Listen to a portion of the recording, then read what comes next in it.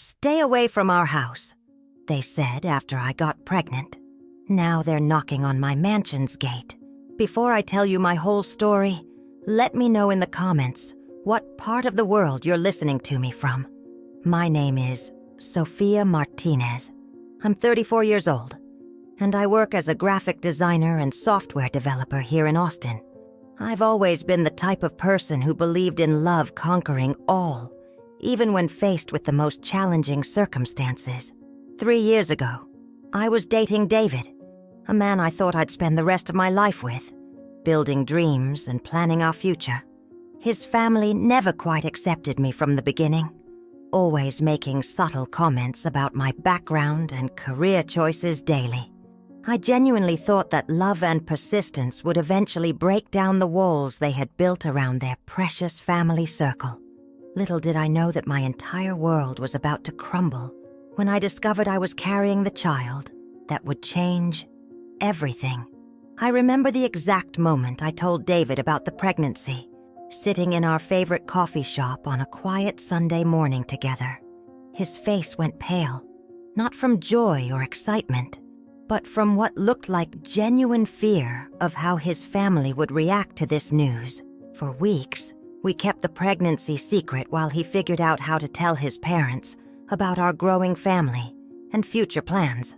I spent those days feeling increasingly isolated, unable to share my joy with anyone, carrying this beautiful secret that felt like burden.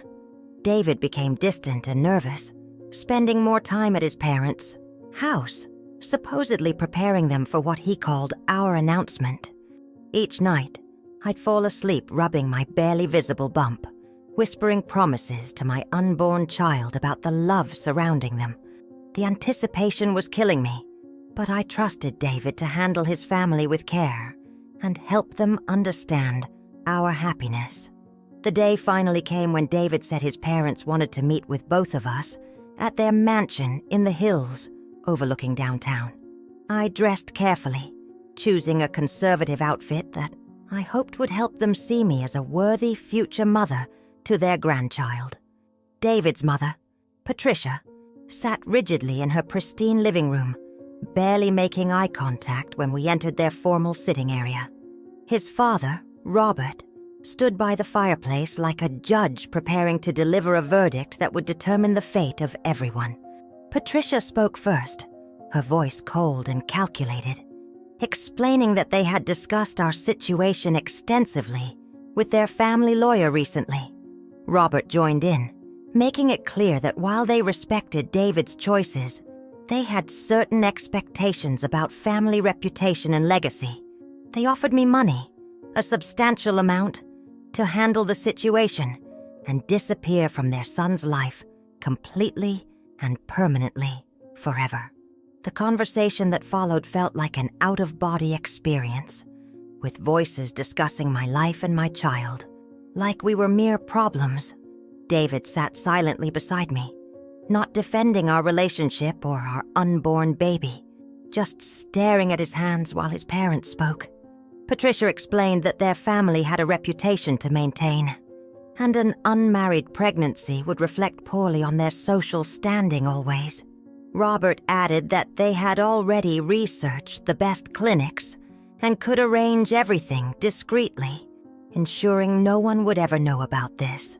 The check they placed on the coffee table had more zeros than I had ever seen, enough money to start over anywhere I wanted. But looking at my boyfriend's defeated posture, I realized he had already agreed to their plan before bringing me to this awful meeting. They spoke about me like I wasn't sitting right there, discussing timelines and logistics as if I had no say in my own life.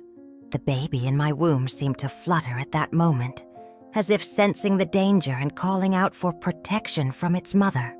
I found my voice and told them firmly that I would never harm my child, regardless of what they offered or threatened me.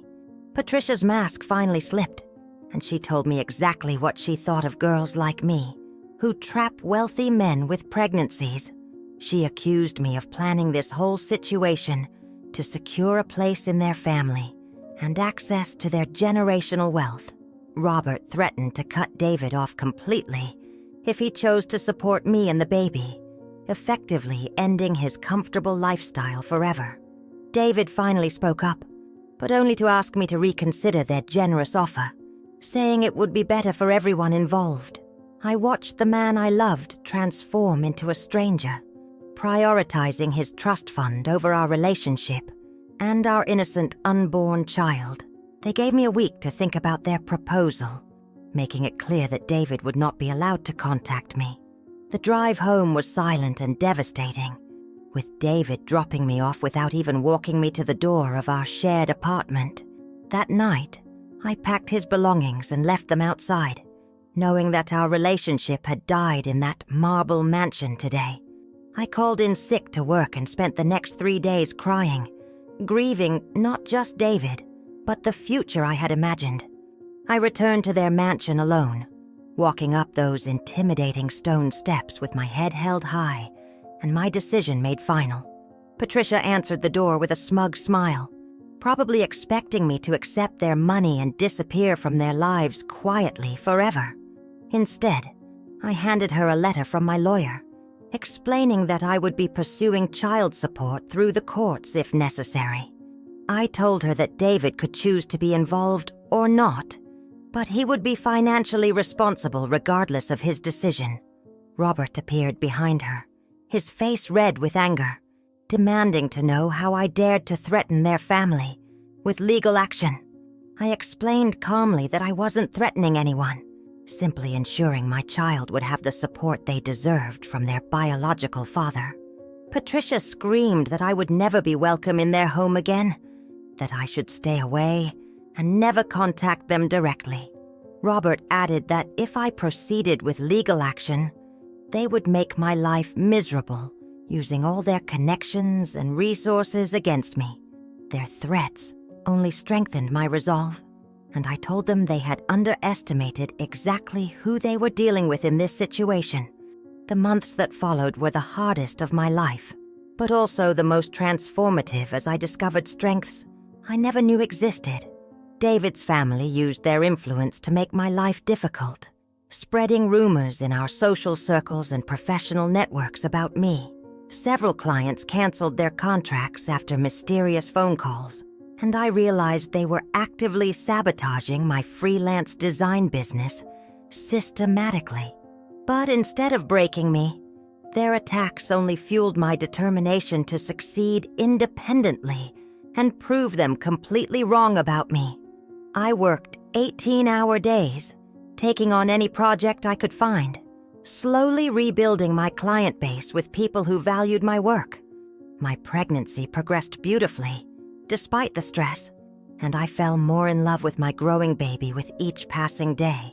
I found a supportive community of single mothers who became my chosen family, offering advice and encouragement when I needed it. David attempted to contact me several times, but his messages were weak apologies mixed with requests that I drop the legal proceedings. He was clearly torn between his family's money and his guilt, but I had no interest in someone who chose wealth over responsibility. When my daughter Emma was born, I held her tiny perfect face and promised she would never doubt her worth or my love. The birth was complicated and expensive, but I managed the medical bills by selling some of my possessions and taking additional freelance work. David's family ignored all legal notices regarding their grandchild, pretending Emma simply didn't exist in their perfect world of denial. But their lawyer eventually contacted mine, offering a settlement that was insultingly low compared to their actual wealth and David's income. I rejected their offer and decided to pursue full child support through the courts, determined to secure Emma's future properly and legally. During this time, I had started developing a revolutionary design software that automated certain aspects of graphic design work efficiently. Working late nights while Emma slept, I poured my frustration and determination into creating something that would change my life forever. The software began attracting attention from tech companies who were interested in licensing my innovative automation technology for their own use. A major corporation approached me with an offer to buy my software, recognizing its potential to transform the design industry significantly. Suddenly, I went from struggling single mother to successful entrepreneur with more money than I knew how to spend, responsibly and wisely. I bought a beautiful mansion in the hills, ironically just a few miles from where David's family lived in their ivory tower. Emma and I moved into our new home, complete with a nursery that looked like something from a fairy tale magazine spread. I established a trust fund for Emma's education and future, ensuring she would never face the financial struggles I had experienced. My success story began appearing in business magazines and tech publications, highlighting my journey from adversity to triumph in entrepreneurship. The same social circles that had shunned me were now desperate to invite me to their charity galas and exclusive events. I started a nonprofit organization supporting single mothers in tech, using my platform to help other women facing similar challenges daily. David reached out again, this time claiming he wanted to be part of Emma's life and apologizing for his family's terrible behavior. But I had moved far beyond needing his approval or presence, focusing instead on building the life Emma and I deserved. The first sign that David's family's attitude had changed came through a mutual acquaintance at a charity auction I was attending downtown. Apparently, Patricia had been asking questions about my business success and whether I might be interested in reconciling with their family. The same woman who had called me a gold digger was now curious about my net worth and social connections in Austin. I laughed at the transparent reversal, knowing they had finally realized what they had lost when they rejected Emma and me. David started appearing at events where he knew I'd be present, attempting casual conversations about our daughter and my remarkable success. His approach was pathetic, trying to act like a concerned father while clearly being coached by his parents on what to say. I remained polite but distant, making it clear that Emma and I had built a beautiful life without his family's toxic influence. The tech industry continued to embrace my work, and I was invited to speak at conferences about innovation and entrepreneurship regularly. My story of overcoming rejection and building success despite adversity resonated with audiences across the country and internationally as well. The day I had been expecting finally arrived when my security system alerted me to visitors at my mansion's electronic gate. Through the intercom camera, I saw Patricia and Robert standing uncomfortably at my entrance, looking older and less intimidating than before. They were accompanied by David, who looked nervous and ashamed, probably dreading the conversation they were about to attempt with me. I let them wait for several minutes before responding, enjoying the reversal of power dynamics that had once favored them completely.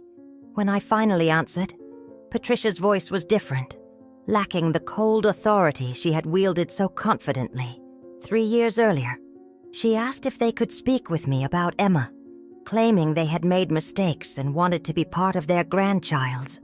Robert added that they had been wrong about me and hoped we could find a way to move forward as a family. Their desperation was obvious, and I realized they needed something from me, probably financial support for their declining family fortune recently. David remained silent, letting his parents do the talking, just as he had done during that awful meeting years before. The investigation I commissioned revealed that David's family was indeed facing serious financial trouble, with debts mounting and assets being liquidated. Their social standing was crumbling along with their wealth, and they needed the association with my success to rebuild their reputation.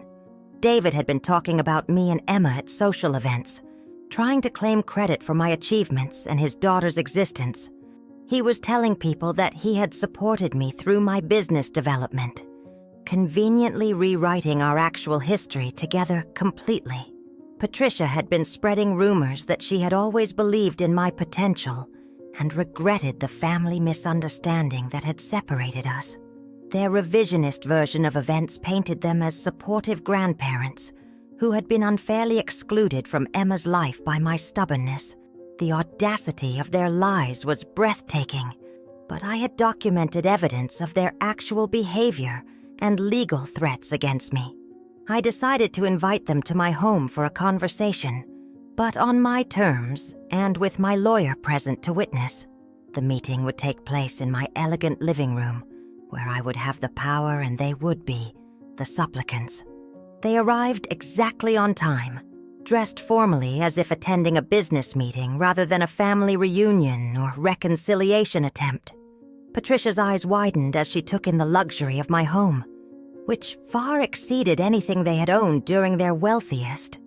Robert seemed subdued and uncomfortable, probably realizing that I now held all the cards in whatever relationship we might establish. David looked around nervously, seeing the life Emma and I had built without him. The success story he had abandoned years. I served them tea in my finest china, enjoying the role reversal as they sat stiffly in my opulent surroundings.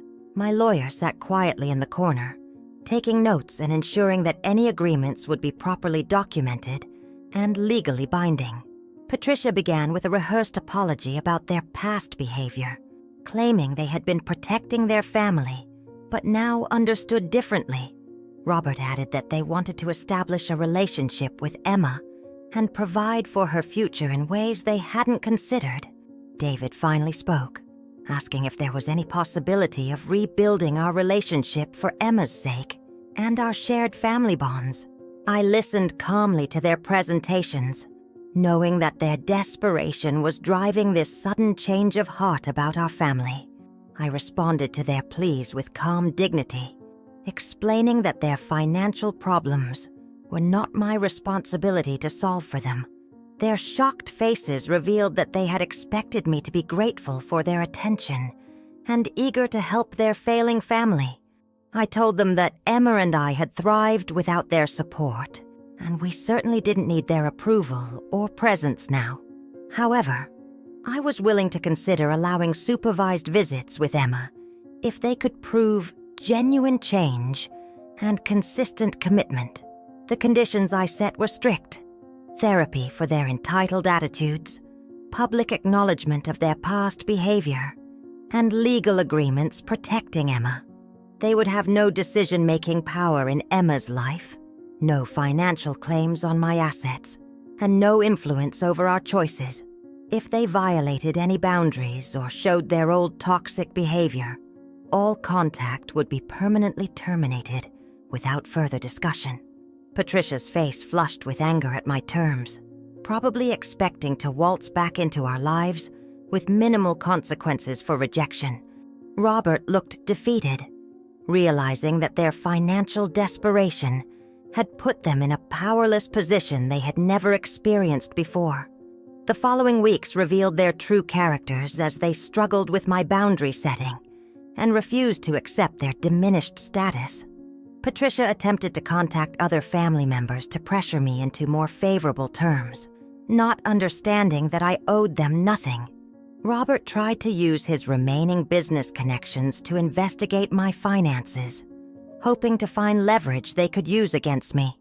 David sent flowers and expensive gifts that I returned unopened, making it clear that material gestures couldn't repair years of abandonment. Their behavior proved that they hadn't changed at all. Only their circumstances had forced them to pretend they wanted reconciliation. I documented every violation of our preliminary agreement, building a case that would protect Emma from their manipulation in the future. My lawyer advised me that their actions constituted harassment and that I could pursue restraining orders if they continued their pressure.